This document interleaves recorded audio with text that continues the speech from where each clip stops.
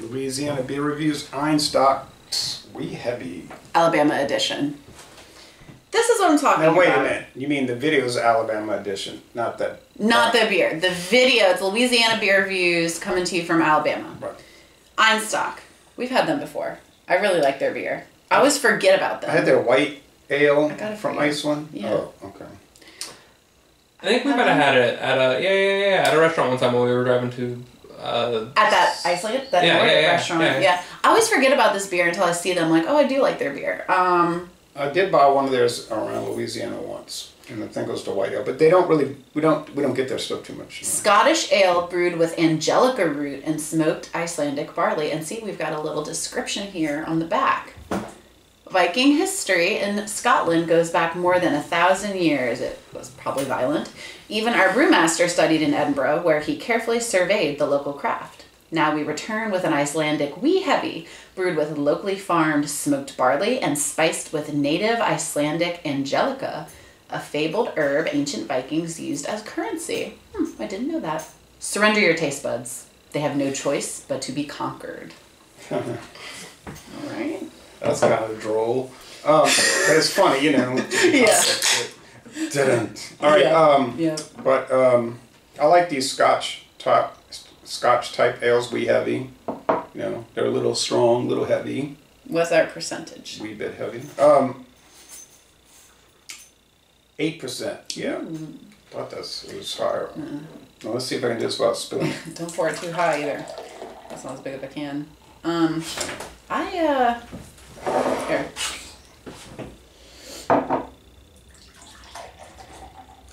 What?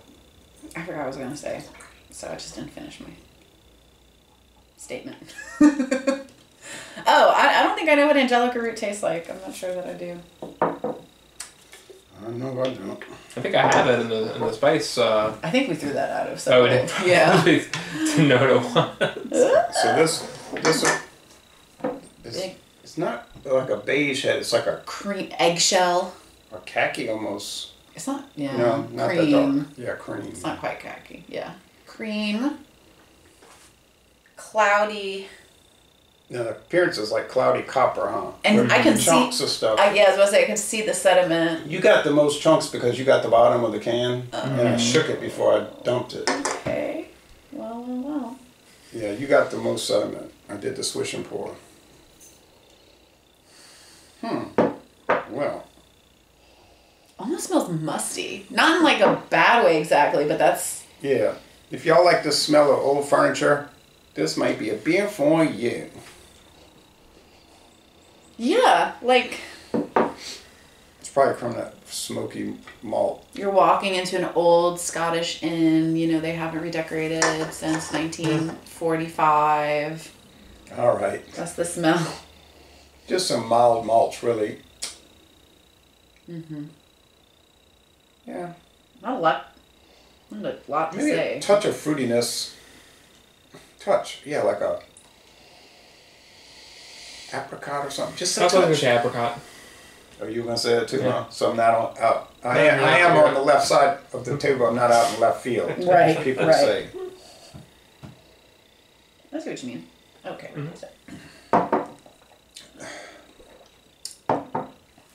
Yeah.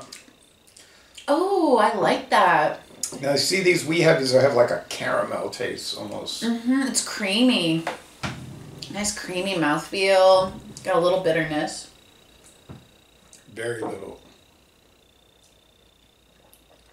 I don't know what the bitterness units are on this, but I wouldn't think they're too high. Oh, there's a little touch at the end of the sip. I agree with that. Yeah.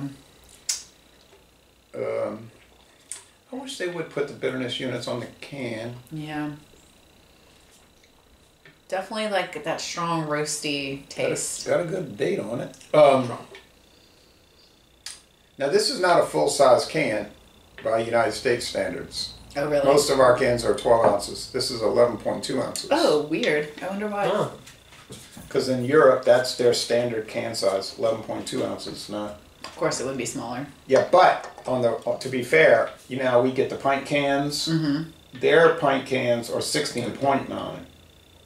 So they get bigger pint cans. And we get... They're like, look, if you're going to you can get your 11 something ounce, and if you're gonna commit, you can get a big old pint.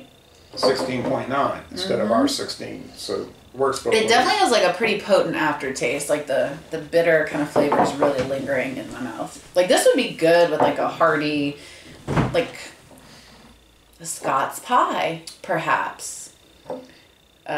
Some haggis, neeps, and tatties. Some reindeer. Some Icelandic reindeer jerky would be good with. I think Tinned this fish. beer... Go get some. We got some. I think this beer has a rich flavor to an extent, but I don't think it's sweet. No. You know, like I don't want people to interpret rich with sweet. The sweetness level is low. Maybe 2 out of 5 sugar cubes. Yeah, I guess so. Bitterness. What? Maybe 3 out of 5? Yeah, it feels pretty bitter to me. You Not think it's hoppy, but like bitter. Kind of that acridity that we were talking about. Acrid. It feels like it's like cigarette ash. Or old, like very bitter coffee. I was gonna say I'm salivating a lot, so it has some acidity to it too, which would be good for eating, for pairing with food. Mm-hmm. What is that? It's like with wine. What is that? Is it the tannins do that? It's a couple different things that do it. Tannins is something else. Tannins is body is structure, but it has some acid to it. It's making me salivate, which would help if I'm eating can feel the game or if I'm eating tinned fish or fermented fish, which I think they do a lot of in Iceland. It's a lot of very strong fermented stuff. So there's not a after you take a sip and swallow, you can feel the saliva like pool in your mouth. So you're getting an interesting note from the herb they're adding. Also, herbal. From the Angelica root. Yeah, so it's herbal. Herbal, bitter. The foam is bitter, more bitter than the beer. Which is usually the case. Not too sweet. I'm not super familiar with this style, Medium so body. it's hard with the Scottish brown ale. So it's hard for me to speak on how this like. I'm trying to think of some common wee as a heavies. style. A common wee heavy would be Founder's Dirty Bastard. You ever heard that? No. I think yeah. So Founder's Dirty Bastard. There's Oscar Blues, Old Chub, which is a Scotch style ale. I might have had that at some point, but I don't remember what it tastes like. There's this, and there's not a whole lot of these you see around. The style is not like super popular in this part of the world. Well, how would you say that this works as this style? Oh, compared to like the Dirty Bastard in the Oscar Blues, Old Chub. Just being more familiar with, the more Scottish style ale. Yeah, I don't know a lot about the style either. I mean, I've had a few, and they're all good to me. I think it's working out fine. It's probably right in there in the mix. I think this is really good. I would prefer to have it with food. Yeah. Like just drinking it on its own, it's like a lot happening in my mouth. Yeah, the ones I named are from the United States. This is closer to Scotland. Yeah. I don't think that style is too popular in Scotland. Like it's from there, but it's not really. Maybe it's like an old fashioned. Yeah, it's just like an old style, like Vienna lager. You go to Vienna, Austria, and like nobody drinks that style, I know I had beer when I was in Scotland, but I don't really remember much about it. So long ago. It's like cognac. It's like 90% of the cognac is exported from France. It's not really popular in France. Yeah. They just sell it.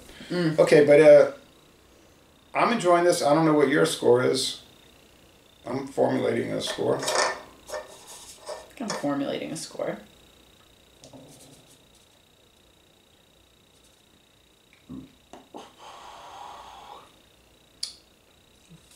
I had to burp. I'll say a 93. Yeah, I was gonna say like a 90 I think it's in the most excellent, but I wouldn't go higher than that, but... I'll give it like a 90. I think it's... 90? 89 and a 92. That's pretty close to the last. I think beers. From that perspective, yeah, maybe I'd give it more like a 92. Well, I mean, but you always... Well, I feel like this is you don't do better... beers comparatively. No, I know, but if I'm thinking about score. the score, I'm like, Because The other one we did was our style stout. This is a Wee Heavy. They're not the same. Yeah. And they're both ales, but they're not the same. And then I was just thinking about what we had scored. I wasn't using that as that your previous score should influence your current score. No, it's just I know. they're all in isolation. I know. They should stand alone. That's how I feel about it. I'm gonna go with 92. Yeah. Yeah. Excellent. I like it. Yeah. And the everything from the back, I'm getting the herbaceousness from the Angelica root. I like the body to it. It being higher alcohol percentage, the way it feels in my mouth is, correlates to that. Is what I would anticipate. Yeah, and don't you think you could ruin a beer with Angelica by doing too much with it? Yeah. Like you just need to be real careful with it. Probably ruin a beer with putting too much of anything in it. Right, so I think what I mean is real measured with Yeah. But I'm getting that it's not. I could ignore the Angelica root if I wanted to. Like if you didn't know it was in there, you would be like, I could ignore it. I don't have to search for it, but I could ignore it if that makes sense. So it's, what you're saying is very subtle. It's present, but it's not overbearing. It's not attention grabbing. Mm-hmm. It's there. It does its job, and it knows its place. And it knows its place. Its place. That's the way I was thinking about it. Yeah, like those Scots when the Vikings came and raided them. I'm kidding. I love Scotland so much. Yep. They got taken over, so they knew their place, I guess, which is to be colonized again and again. All right. I love Scotland. It's fine. She has been to Scotland and she liked it. I have never been to Scotland, but I've read. And I was sad that y'all didn't get your independence. That was a bummer. Maybe one day. Well, they didn't vote for it. All right, but anyway, so Le Bon Temps Relais, an excellent beer at least, and we're going to end this review by saying y'all go to Iceland and tour. And eat some tinned fish. That would be a very good idea. And also tour the brewery. Thank you for watching this video production.